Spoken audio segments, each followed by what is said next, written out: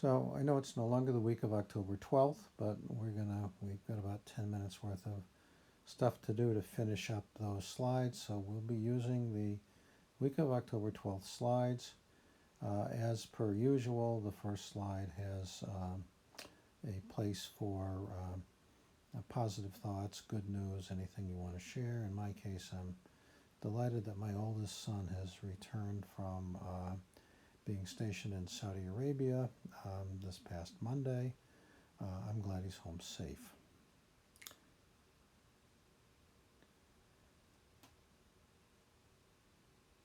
I'm going up top here where I belong. We have left to cover the dictionary and the set data type. And we're going to start with sets.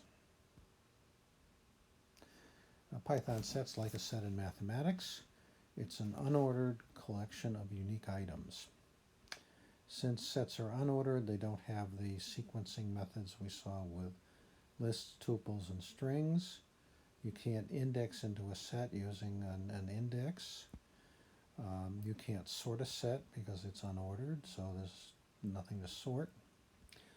Sets are created using curly braces. In this example, you'll see that there are some duplicate values. Since a set requires unique items, what Python's going to do with this is it's going to silently ignore the duplicate items, and it's just going to create a set of 1, 2, 3, 4, 5. Not a very useful example. Another more useful example is a set that contains activities that a person might enjoy doing. And with something like this, the order doesn't really matter very much unless you're trying to prioritize what you like to do. If you just want a list of what you like to do, a set's a pretty good tool to use. A much less useful example is the student record. Because this is a set, you can't access individual elements of a set by index. You can ask the set to pop an item off, but there's no guarantee what you'll get. They're not necessarily going to come off in the order that they appear or in the order that you added them. So this is not a useful example because each of these 4 pieces of information is different, and in the list you can rely on accessing them by position. Same thing in a tuple if the list is immutable, and we'll see in a dict there's perhaps an even better way to do it.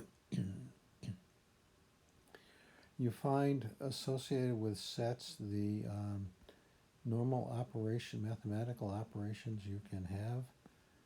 You can perform on a set, you can add and delete items, you can clear the set, you can retrieve items one by one using the pop function method, but the order in which the items are removed from the set and presented to you is not guaranteed. Since sets are unordered, methods like sort, reverse don't have any meaning, nor is there an ability to index into a set using a integer index value. You do have the customary mathematical operations such as union and intersection, and you can test a set to see if it's a superset or a subset of another set. There's one special kind of set which I'm not going to say much about except tell you that it exists, is a so-called frozen set. A frozen set is exactly like a normal set except it's immutable.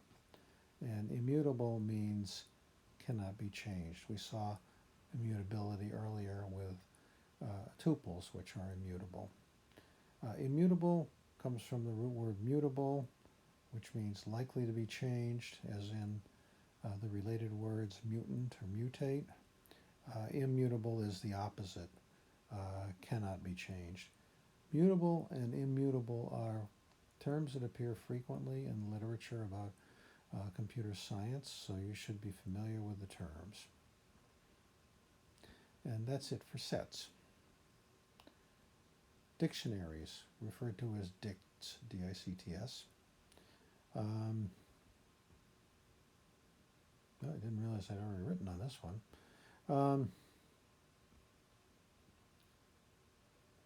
Oh, that's weird. Okay, eraser. Let's clean this up and go back to here. Dictionaries are also unordered collections of elements. The difference is dictionary elements, each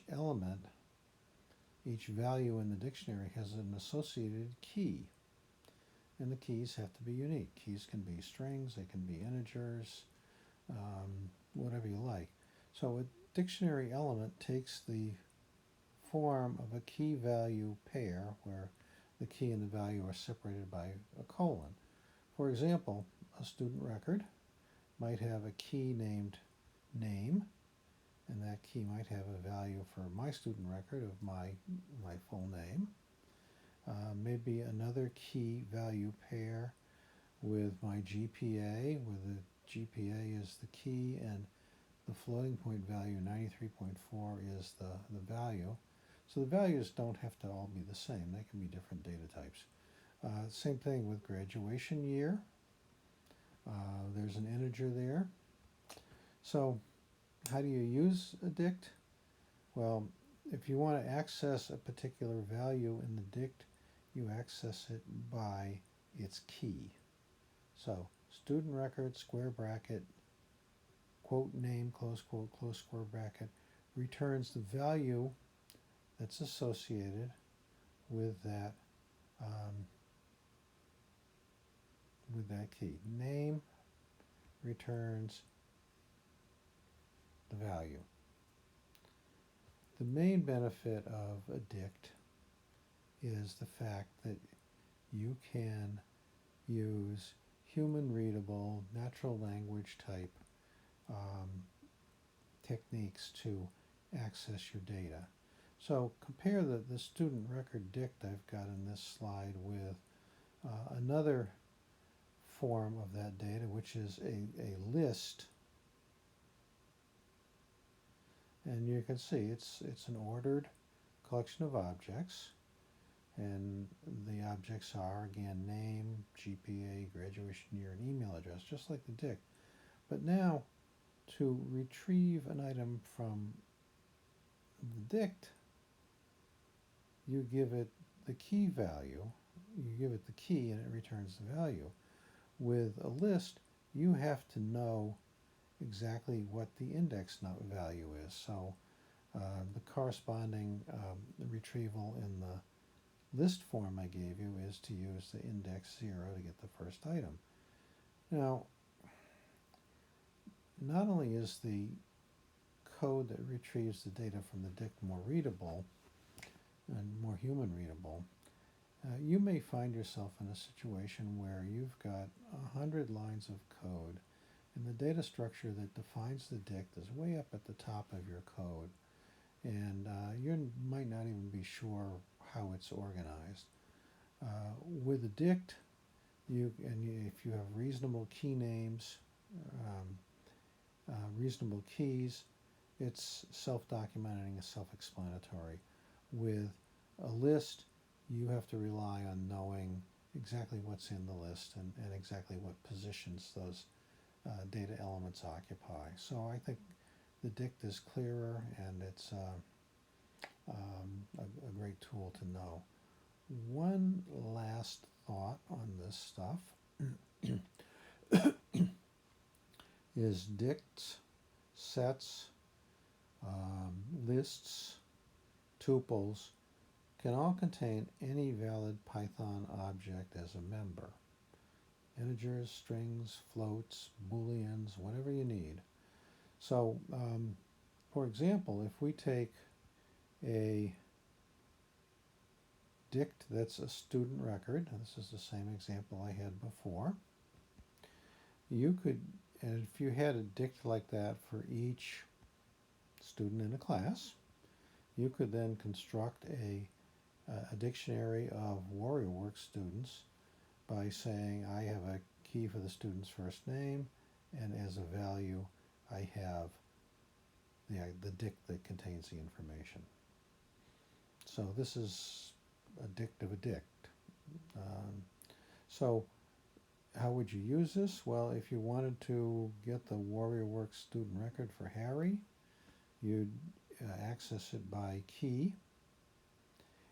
If you wanted just to get the GPA, you'd do something like this. And what Python is going to do with this is first it's going to evaluate this part and say, oh, that's the student record dict for Harry, and then it's going to um, retrieve the value associated with this key,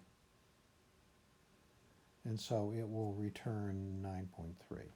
So that's just not unique to dicts, but it's an illustration of the fact that you can have multiple levels. You can have lists of lists, you can have lists of sets, whatever form helps to organize your data.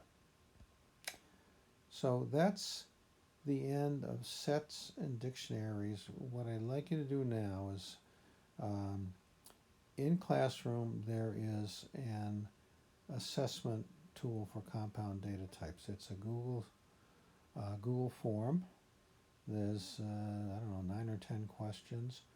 All the information you need to answer those questions is contained in these slides, the week of October 12th slides, with the exception of the very last question, and you'll have to do just a tiny bit of internet research to find that. So what I want you to do now is to we'll stop this video, grab that Google form, go to work on it, and then after you've had a chance to work on it, we'll circle back and see how you did, and then we'll go on to Python functions from there. And that's all for this video.